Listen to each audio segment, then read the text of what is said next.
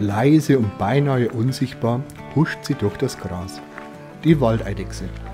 Sie ist unsere einzige heimische Eidechsenart, die so weit in den Norden Europas vorkommt. Ihr schlanker Körper, braun oder grau-grün gefärbt, macht sie zu einem Meister der Tarnung. An sonnigen Plätzen wärmt sie sich auf, denn wie alle Reptilien ist sie auf die Wärme der Sonne angewiesen. Und wenn Gefahr droht, lässt sie sogar ihren Schwanz zurück. Ein stilles Opfer, das ihr das Leben rettet.